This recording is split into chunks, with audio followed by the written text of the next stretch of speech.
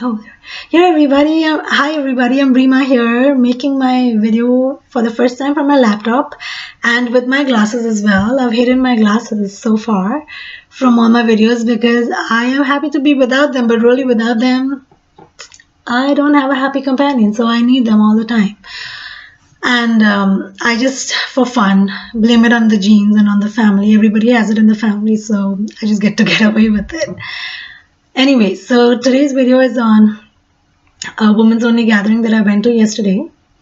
And it's so hard for me to do that because I'm not the chatty, gossipy kind of girl. It's very, very hard for me to hang out with women, really. I mean, I cannot explain. It feels like the worst challenge of my life. Because women, very often, most of my experience since several years has been they talk about food, recipes, weight, kids, cosmetics, shopping, husbands, etc. And there's a lot of comparison in their talks and competitiveness also, and which all of these things that I mentioned, I absolutely, I don't want to use a strong word, just don't like them, to say it in a nice way. And so this year I'm doing things that are really hard for me. I'm going way out of my comfort zone to challenge myself and to grow emotionally and spiritually, and I'm glad I did it yesterday, and I need to continue doing that more. Although I don't intend to continue hanging out with women who just have these mundane routine talks. I am really seeking out a group of spiritual enlightened souls, and like women only, for the feminine power to be activated within me, just to make it more dramatic. But I hope that I reach there eventually. It's really hard to find that kind of. Maybe it's easier in the USA. I don't know about India. It's very hard in India. And so yesterday, and thank you, Kristen, for inviting me. I want to let you know that it was a great opportunity. Thank you so much, and thank you for introducing me as your life coach and as a life coach, because I did not expect that at all. And then that really led to a chain of discussion with two of your friends. So thank you so much. And these two friends, they looked at me like, life coach. Explain that. What do I gain from a life coach? And this is what I said in one sentence, which just clicked like that. It opened their mind completely. And I said that as a life coach, I am here to unconditionally support you as if you're the most important person on earth, in a way, and I want to support you in a way that is unbiased, non-judgmental, such that you will most probably not get from your family members and friends. And so you will be able to share things with me which you cannot share with them. And they were like, yes, absolutely, that makes sense. And they started, especially one of them, she started sharing a lot of the things that were troubling her. And we went back past 20 years and how she's lived those patterns, and even reached an action plan to start making changes in her life in just 30 minutes. So it can be really powerful, life coaching. And really, I'm like that. I give an example of I'm like the GPS in your car, where you decide the destination, you drive the car. I am only there to support you and to show you the route. And really, by showing you the route, I'm not even telling you this is the way to do it. It's not like a life coach tells you what is right and wrong, what you should or should not do, but we give you options. We show you all of the options, almost like brainstorming, right? And then we share, like I can speak for myself. I would share, this is the best for me. This seems to be the best option or route, but you still get to decide, which route you want to take or how you want to work towards your goals. And nevertheless, no matter what option you choose, I'm still there to support you. So I just love that. I love supporting and helping people, especially women. And what you can achieve, who they've also asked me, who can seek life coaching, for what reasons can we seek life coaching. And life coaching, you can, or even counseling for that matter, you can seek for the smallest or the biggest things. And we know in general people have the idea of, if you're depressed, if you're weak, there are these, like, if you're emotionally weak, then you go to a life coach. And if you're having a lot of conflicts with your children, or with at home marital conflicts, or you're having major trouble with your career and finances, only then you go to a life coach. And that helps you, of course, but that's not true. The first thing I want you to know is the people who go to life, who seek help, who seek emotional help. And I don't even know if emotional help is the right term, but who seek support from life coaching, counseling, etc. They are not the weak, they are the stronger lot. And the reason why they're the stronger lot, because there's so much taboo around seeking such help. And yet when somebody is willing to do it, that means they're open-minded, that means they're courageous, and that means they're willing to find solutions in their life. The focus is on the solution and not on the problem. And the people who do not want to go to into coaching, or don't even want to experiment, understand what that experience is like, they don't want to risk it. They don't want to, without even knowing what coaching is, they want to block that out. They are the people who want to sit with their problems. They are the people who do not want to change their situation. They don't want to take full responsibility of their life. So you're definitely not weak. Just like you go to a lawyer when you need legal help, you go to an accountant when you need accounting help, you go to a mental health professional or expert when you need that kind of help. And like a doctor, like when you go to a doctor, do you think that this doctor, is that the thought, like you are a doctor, you should never fall ill? Is that what we think? Is that the judgment that we have? No. Why? He has a body, or she has a body. A doctor can just, it's as if like saying, if you're a doctor, you don't have the right to fall ill. That's the impression people have towards coaches, life coaches, psychologists, etc. You're a psychologist. You must be the most sane, stable person on earth and never have any kind of emotional trouble. That's really not the way it works. Of course, you want them to have, as a, when I'm offering that service, you want me or anybody for that matter to have some amount of sanity and emotional stability, but it's not like you've got to be the perfect person. It's like almost like if I am handicapped, then I am the best person to guide another handicapped, because I have experienced it. I know what it feels like to have that pain, what it feels like to have that experience, and how to move through solutions, because if I was disabled, I would have, or differently abled, I would have moved through seeking solutions to that problem. So it's even better if you have, if you, most likely, people who are so passionate about helping others are the people who have gone through emotional trouble and risen out of them, like, come out and have been survivors. So that's some of the misconceptions and judgments around. And the difference between coaching, counseling, and psychiatry, I quickly want to cover. As a coach, I am. It's a lot more informal. I'm here to just help you decide your destination, your goal, and move towards it. So it's more future. From the present, we directly start working towards your future in terms of the goal you want to achieve. And it's more individualized goals. So it's not like you're looking at the whole picture. We believe that we are living a life. For us, in general, we're like, yeah, I'm living a life. But there's so many aspects and areas of our life that we're living every day. We have a social life, you have a work life, then you have a parenting life, you have a friendship life, a romantic life, etc., spiritual life, and so on. So the first day when you come for coaching, we're looking at all these different areas of your life. We are breaking it down to the minutest detail of how this area of your life feels like, what is the satisfaction level. And then when you mark it all down and you look at that chart, you're like, I did not even realize that. I did not even know that I'm so dissatisfied in this certain area, etc. And I'm so satisfied about my finances, for example. And from there, the client gets to pick one area of life that they want to work on. So that's more like coaching, life coaching. And counseling would be going in depth into past, how you were brought up, what experiences of the past have created an impact, a negative impact. We're looking at the negative impact to improve well-being. And, we'll work through all of those past experiences, relive them, rechange the behavior, thought patterns that were created, so that habits change, and then you begin to move forward towards being more healthy. So it's a lot more extensive, it's a lot more detailed in terms of taking counseling or psychotherapy.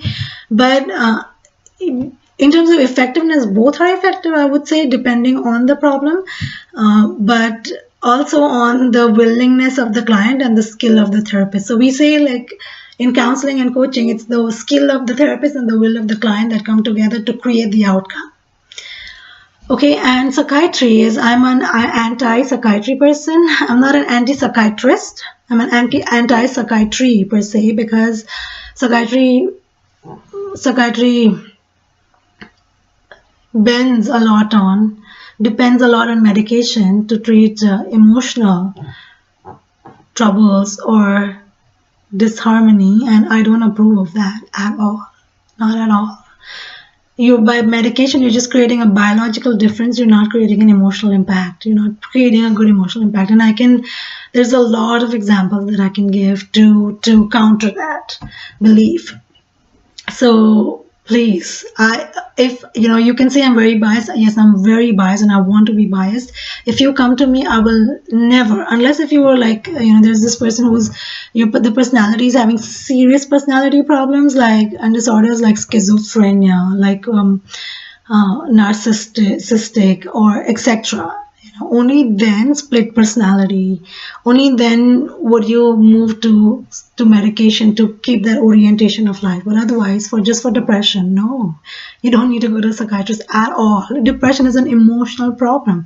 And really, what is depression? Depression is just it's just one thing, if you understand: not being able to cope with the pressures of your life, not having the ability to cope with the stress that you have around you, the emotional stress. And it might be a small situation, and still for that individual it might be so difficult, and it might be something huge, also something so real, so dramatic, that's happening in a person's life. So that doesn't matter. It only matters that when a person is depressed, they need more coping mechanisms, and they need a lot of support. All that they're missing is really true support, which is free of judgment, which is free of advice, unwanted advice, which is free of bias, which most likely they do not get from their family and friends. So, and suicide, just for you to know, that suicide or attempt to suicide is never just sudden. It's very well planned in the mind. It's a thought that was created probably several weeks, years, months ago in a person's mind, which has been repeated over and again. Only then it leads to that kind of action. So suicide is never sudden. There's always a chronic base to it. And by always, I mean always. There's never an exception. Never. So that's what, and I know there's a lot of things that I can share about life coaching. What are the reasons that you can come to a coach or take counseling for? Any reason, any person, starting from age 4 years to age 100 years, can seek the help of just like you can seek the help of an accountant once you start a business, right? So once you start living a life, you're having emotions, you're having experiences, you can start taking help from a coach, and a coach can help you bring a lot of clarity about your defense mechanisms or negative behaviors, which we do not even realize, which lay people don't know. So these are psychology things and terms that we don't know, and people just have their own impression of what psychology is. It's so much more than what you know it is. So, for example, procrastination, leaving things to be done later can be a serious emotional problem. And we don't take it seriously. We just keep telling ourselves that, yes, I'll do it tomorrow, and yes, I need to stop procrastinating. And even though you're telling yourself to stop doing it, you're not able to, because it's a serious emotional habit that has been built over the years. And a lot of these habits, like procrastination, lying, blaming others, which are not being able to say no, not asserting yourself, have been developed through your upbringing, through the way you were brought up, so your experiences, direct experiences, and through the way you observed your caregivers solve their problems, the way they coped with their situations. That's the way we learn. So if they use a lot of these defense mechanisms, and by defense mechanisms we mean protective behaviors that help us take away the responsibility of doing something about the situation. It's almost like saying that, this is too hard, so I don't need to deal with it. It's like, playing that video game and saying, oh, this is such a hard level, and I need to stop playing it. And so and then because you stop playing it, you're still living at that, you're always going to be stuck at that level. So you're constantly living a life of dissatisfaction. Although you're having a smiling front, and you're having the best presentation outside, still you're dissatisfied inside. So any kind of dissatisfaction with any area of your life can bring you gains from coaching, getting more self-confidence, being able to not give in to people's demands. That's one of the biggest problems for women. They feel like they're so suppressed. That they have to constantly keep up to other people's expectations, and not willing to do that it's a great reason to come to a coach. Of course, depression, and of course conflicts at home and conflicts with children, etc., are other great reasons. But even something as simple as, I was telling that friend that day, yesterday at the gathering, she had an injury in her foot. So I said, even just to feel more hopeful and give yourself more emotional support for the recovery, you can come to a coach. You can come to a coach because that injury has an emotional base to it, which you do not realize. There's a subconscious emotional base. So for example, one of the base can be for injuries is not having enough time for self-care, not having people around you who care for you. And so our mind creates that situation where you have to rest, where you have to give yourself attention. It's a way of your life to tell you that you need to give yourself self-care.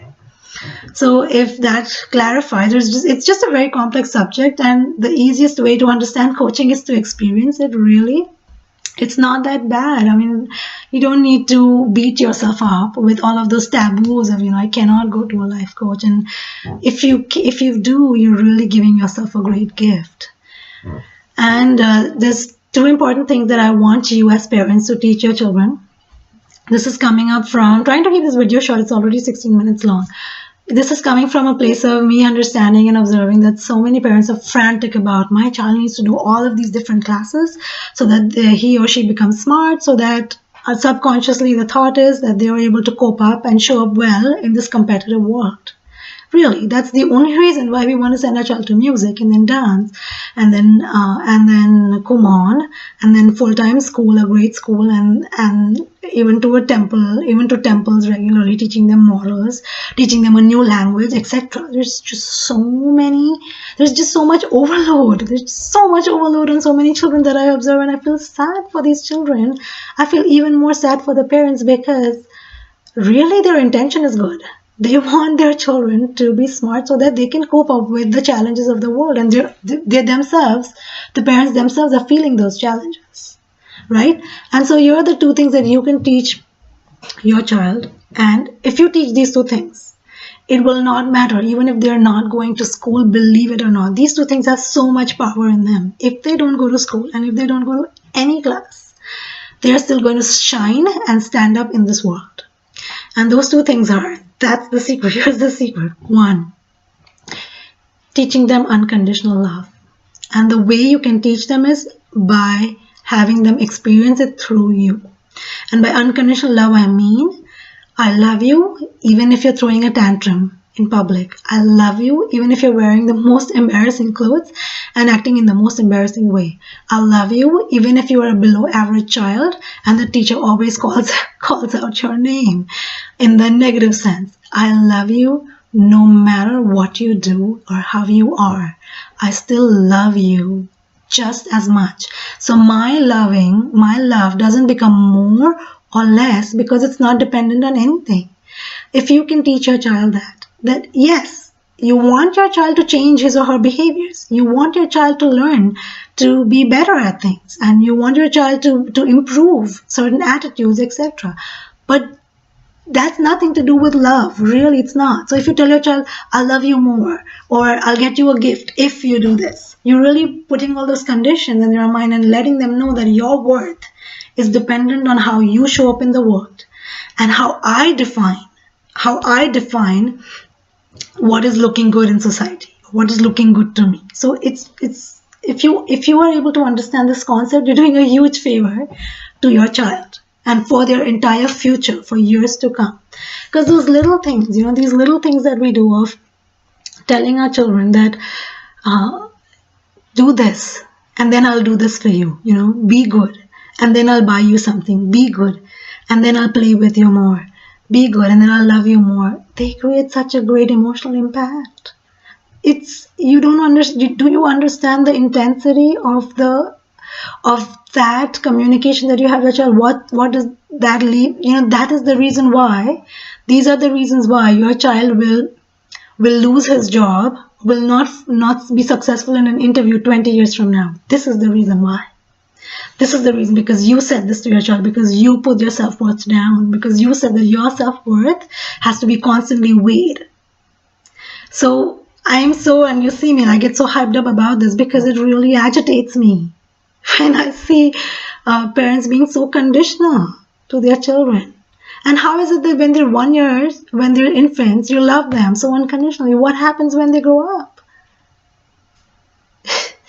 And the second thing, and of course, I also have a lot of compassion to parents. So although I'm coming up like so powerfully, but I do have compassion because I know that so many of you don't even realize it. You've not even been taught that. So it's really not your fault in that way. But once you know it, after that, if you don't make changes and don't take responsibility, then yes, then you're responsible for those negative behaviors.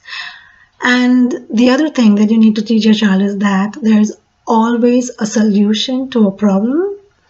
And the problem is never bigger than the solution. Never. Never. Your child needs to know this. This is the greatest coping mechanism and skill and talent and gift that you can give to your child.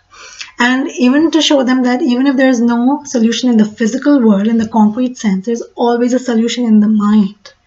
Nobody can take your mental power away from you. Nothing in this world can take that away from you.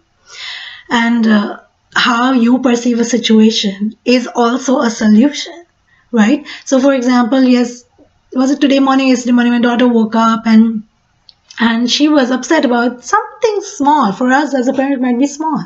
And I could have told her that you didn't need to do that. You just needed to do this. But instead, what I want to show is, okay, you had this problem. So this was your problem. Your problem was that you woke up early and nobody was there to attend to you. What are the solutions? What was the way you could solve this problem? And I'll encourage her to give me 2 or 3 solutions. And then I would add on. If there were more solutions that were in my mind, I would add on. I would be like, okay, which one would you want to choose? So that's how you want your child to constantly build on that perspective. And I'm not saying that because I'm making this video, I'm the perfect parent and I always practice that. No, I don't. I really don't. I strive. I do my best to stay in that space. It's hard until it becomes a habit, until we learn to constantly keep doing that and it becomes a way of life for us as well. So you don't need to beat yourself up and criticize yourself for being that way. And sometimes people come up to me and say, you're amazing, you're an amazing parent and your daughter is so lucky. Not necessarily. I don't know. I do my best. I'm doing my best. And I think that everybody is doing their best from what they know at any given point of time, So start making these 2 changes. Again, to recap, unconditional love, and there's always a solution, and the problem is never bigger than the solution is always bigger than the problem. So teach your children these 2 things. If this takes away the stress from your shoulders, the burden that you feel as parents of what you need to teach your children and how they need to be smart for this world and prepared for this world, these are the only 2 things they need to learn, really. And there was something more that I wanted to add, but I'm missing out on. Okay, so hopefully I'll make the next video whenever that is, maybe 2 weeks from now. It's going to be a very busy 2 weeks. Hopefully sometime by the end of May is on health, on how Vat, which is air, Kapha, which is the earth element, water, which is also Kapha, and fire, which is Agni. So these 4 elements come together in our body and they create harmony or disharmony, which means imbalance and disorders, problems, health conditions. And the same thing can be seen in your chart, in your astrological chart. It's really fascinating how you can connect all of that and how your mind and world will open up when you understand that. And then one important thing, yes, this is what I wanted to address. So some people ask me, do you get money for the articles you write and the videos you make? No, I don't get money, and I'm not seeking money. That has never been my goal. Never. Not at least until now. And I'm like, I am paid for some of the Kellogg's articles that I write. If I'm writing for a brand, I wrote for Cry and I wrote for Kellogg's, and it's a very minimal amount, and it's not even something that I ask. I don't even check in my bank account if that money was transferred. I don't bother, because money is not my goal. For me, money is always a byproduct. If the work is good, if it's meant to come, the money will come. And if it's not going to come, if it's not sure, I'll find a way. And so they asked me, like, why do you want to give out all these secrets, and why do you want to share all this with the world without charging people for it? So I'm like, I feel there's no lack of commercialization in today's world. This whole world is eaten up by commercialization and by commercial attitudes that humans bring everywhere they go. So why we don't need any more of that. We need more of the opposite, and I'm willing to do that. I'm just doing this for, even if there's that one or two people who write to me. Like, there is a couple of you who write to me, and sometimes when I write articles, there are tons of parents who have written to me, and I'm grateful. I love that, because they say that, that article changed something within me, that changed something for me, or gave me the confirmation that I needed, or thank you for this information. That's what I want. I really want that. It's my passion. I'm doing this for my passion. Okay. So ciao, see you again soon.